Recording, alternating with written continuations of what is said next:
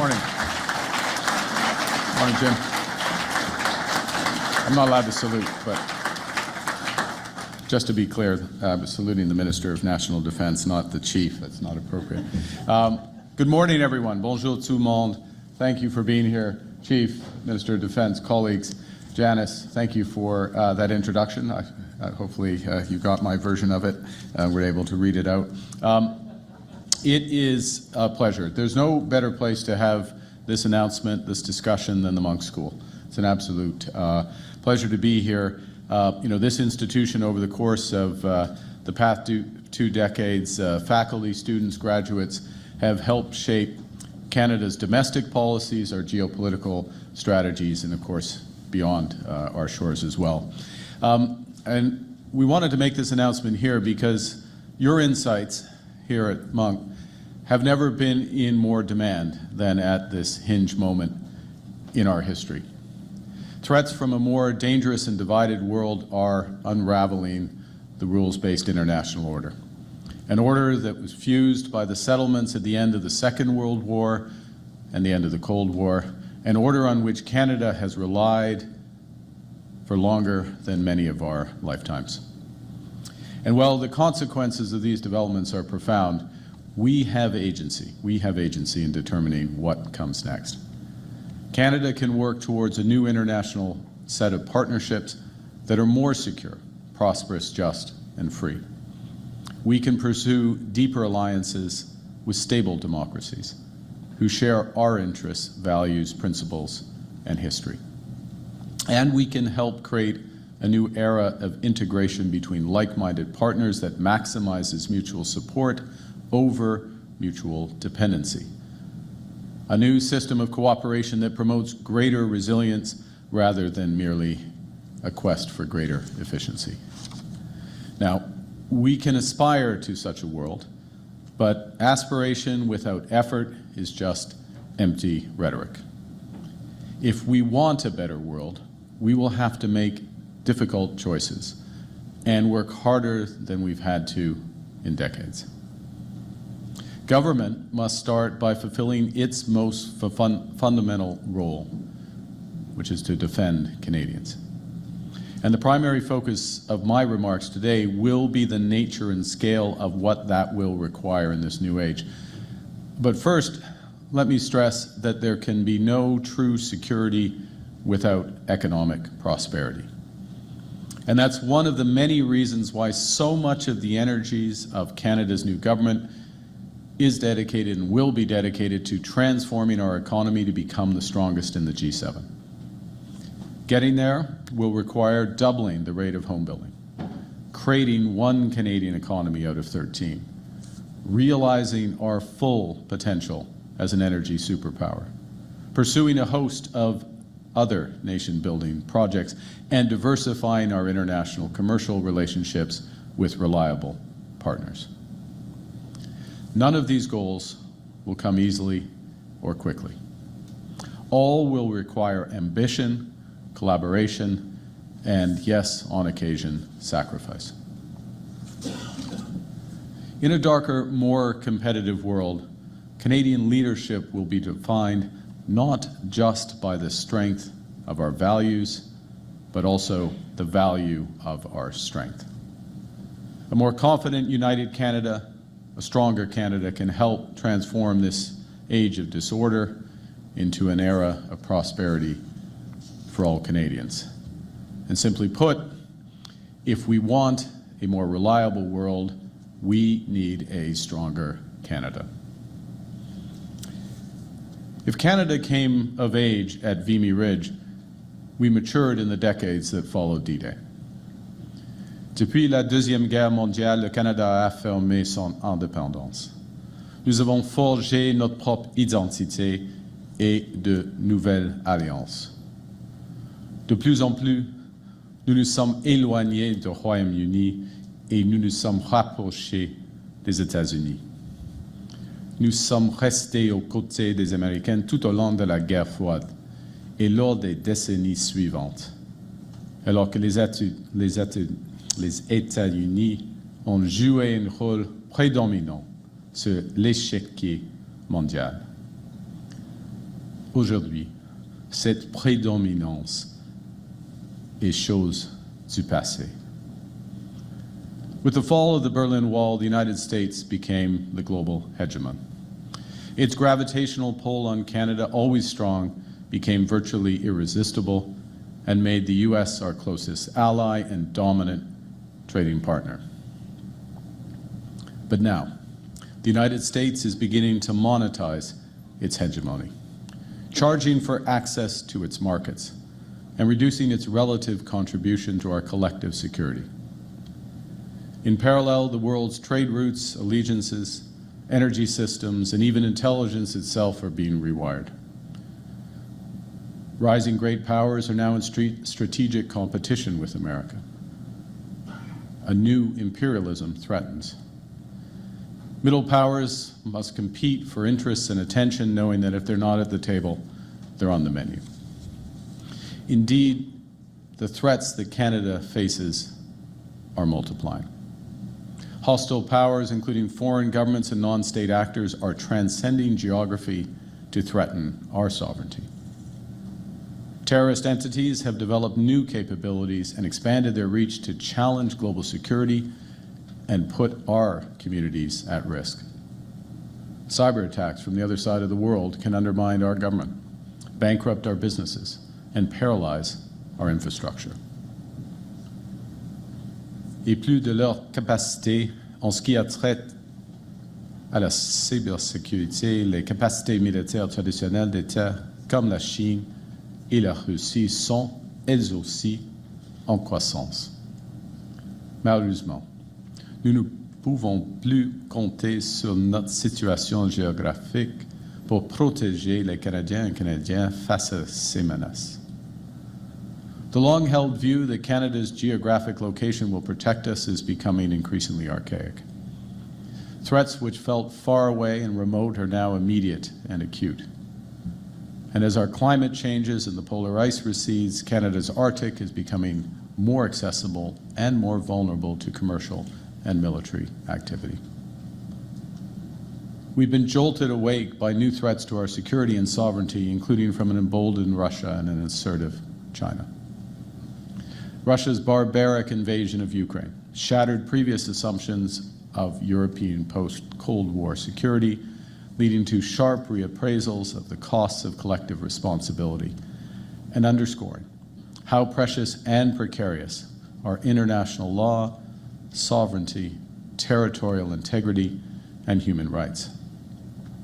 Disregarding these principles would not only betray our values, but also imperil our nation. When we stand up for territorial integrity, whether it's in Ukraine or West Bank and Gaza, we are also standing up for the territorial integrity of the Canadian Arctic. 10 years ago, Canada's defense spending fell to less than 1% of GDP. It has since doubled in cash terms, but it's still not close enough to face these mounting risks. The brave women and men who are protecting our sovereignty do not have the resources they need for a riskier world. Our military infrastructure and equipment have aged, hindering our military preparedness. I'll give an example or two. Only one of our 4 submarines is seaworthy. Less than half our maritime fleet and land vehicles are operational. More broadly, we're too reliant on the United States. And so for all those reasons, I'm announcing today that Canada will achieve NATO's 2% of GDP target this year, half a decade ahead of schedule.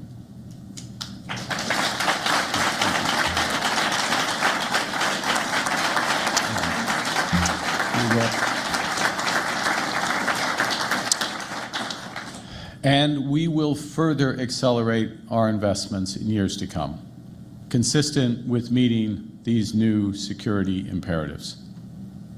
We'll start by changing the way we support and invest in our armed forces.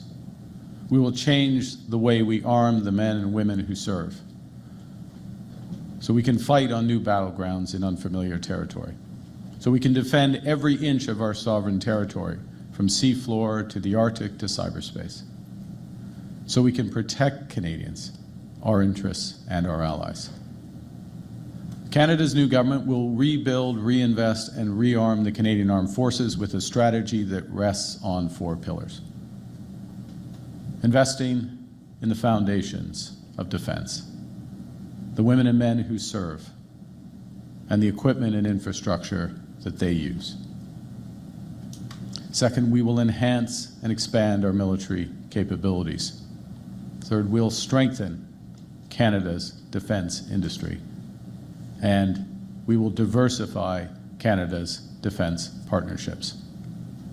I call on all parties in Parliament to support these critical investments in our security and sovereignty. Our plan will help ensure that Canada is strong at home and reliable abroad. We will ensure that every dollar is invested wisely, including by prioritizing made-in-Canada manufacturing and supply chains. We should no longer send 3/4 of our defense capital spending to America. We will invest in new submarines, aircraft, ships, armed vehicles, and artillery, as well as new radar, drones, and sensors to monitor the seafloor and the Arctic. Nous allons réparer et entretenir les navires, les aéronefs et les infrastructures que, pour trop longtemps, nous avons laissé se dégrader. Nous allons investir dans les technologies satellites afin de détecter et prévenir les menaces pour le Canada ainsi que nos alliés. We will ensure Canada's north is protected with a larger, sustained, year-round Canadian Armed Forces presence on land, sea, and air. We will expand the reach, security mandate, and the abilities of the Canadian Coast Guard and integrate it into our NATO defense capabilities to better secure our sovereignty and expand maritime surveillance. As part of our new strategic approach to defense and security, we will also establish Borealis, the Bureau of Research, Engineering, and Advanced Leadership in Innovation and Science. Borealis will advance cutting-edge research in artificial intelligence, quantum computing, and other frontier technologies essential to safeguarding our sovereignty.